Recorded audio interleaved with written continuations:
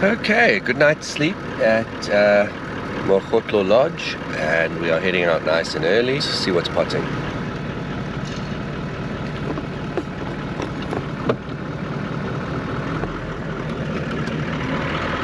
Thank you, Andrew. Pleasure.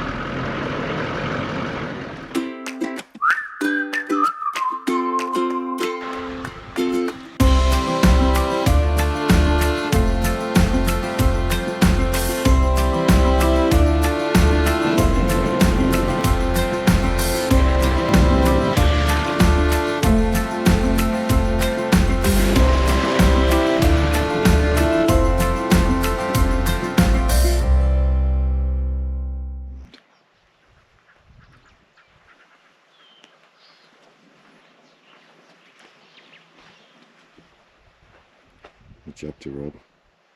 Flying a drone.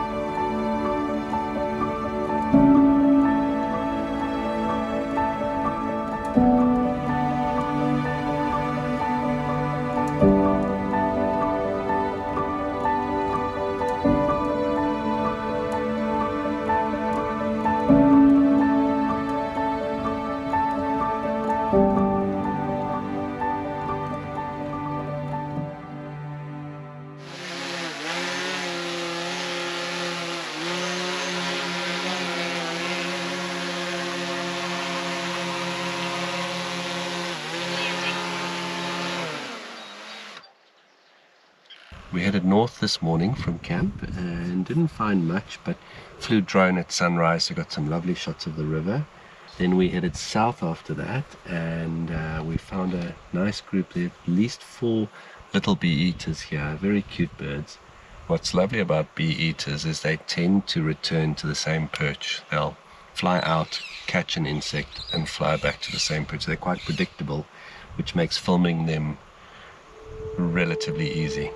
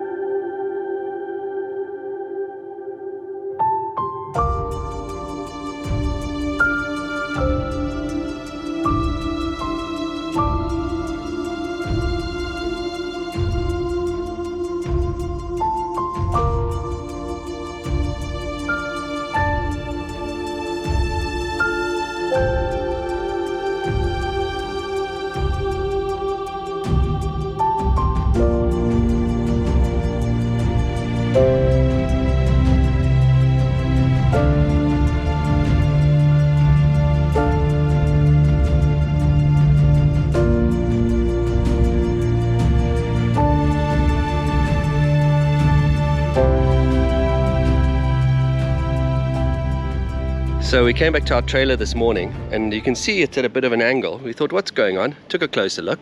Honey badger was attacking it all night. It ripped up this stuff here, was climbing up the front. You can see honey badger prints on the top, was walking all over there. It came around over here, climbed up there, clawed at the wheels like a horror movie.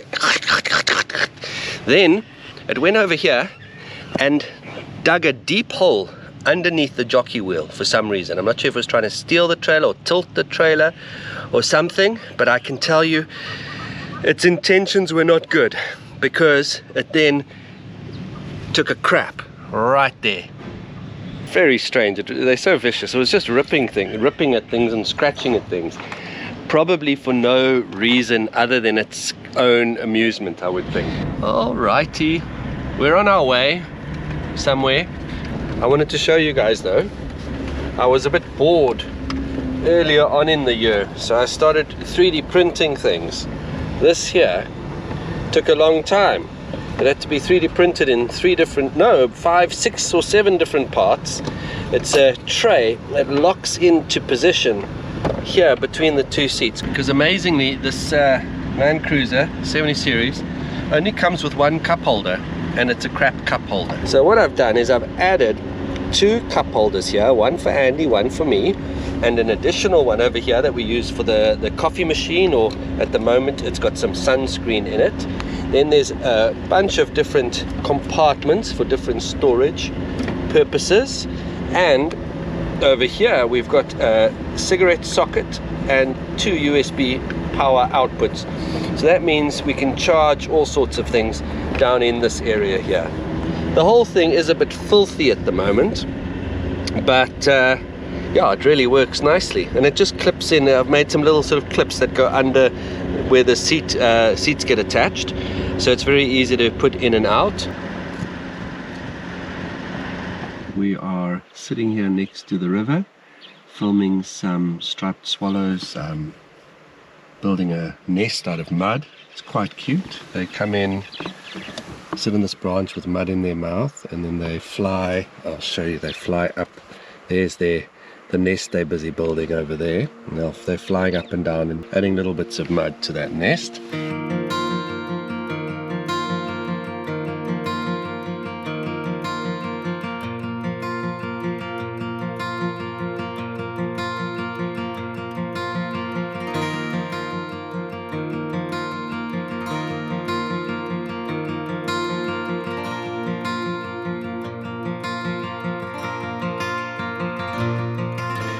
Bad news is that this morning our Starlink, which we are not using in Botswana because it's totally illegal, has gone offline, and there's a note here in the app saying unexpected location, please use your Starlink in its registered country, which is Malawi, so that's a long way. In Botswana, Starlink should be legal pretty soon anyhow, so it shouldn't be such a big deal, but for all the South Africans who have bought kits, this is a massive problem. I mean, there's probably a couple of thousand people who have spent a whole lot of money on Starlink, and now it's going to not work at all.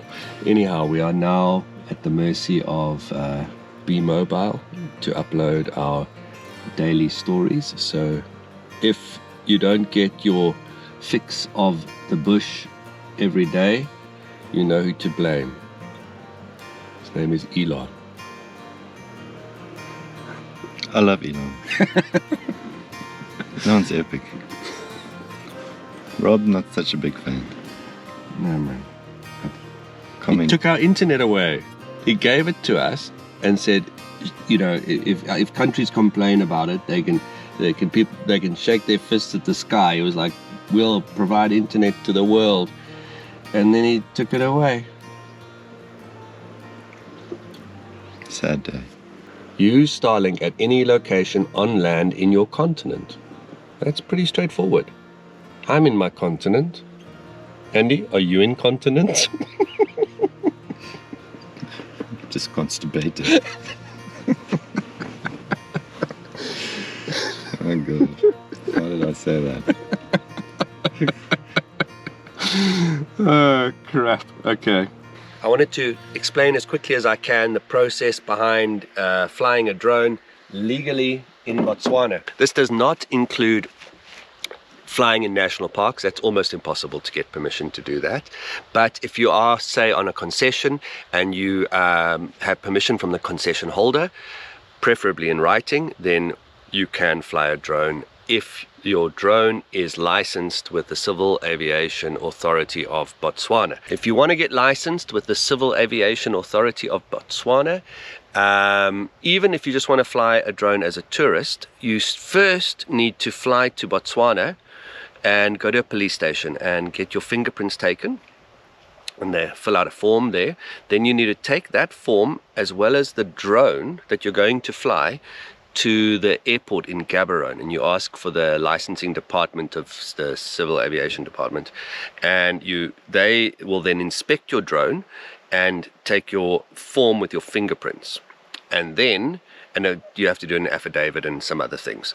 Then you wait a month, 6 weeks, something like that, while they do a security check to make sure that you are not some sort of dodgy character. And once all that is done, you will receive, and you pay some money, then you will receive a certificate that says that this specific drone is registered to fly in Botswana and you are allowed to fly it. So the whole process is a bit silly and bureaucratic, and in the end, it does nothing to ensure that you actually know how to fly a drone safely. But anyhow, it's done now for me, so I at least can fly legally, which is it's really nice. It's really nice to know that that if a police officer does stop us, we do have the legal permission to fly.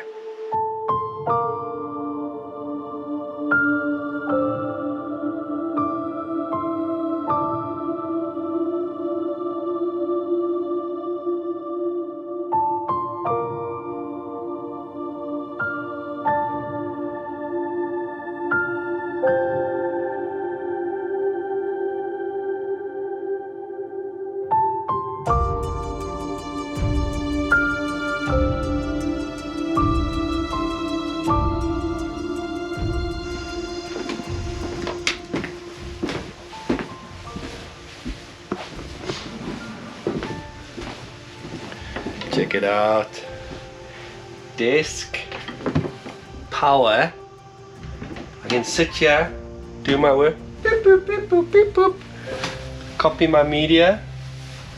No longer scrabbling around in the dirt like animals.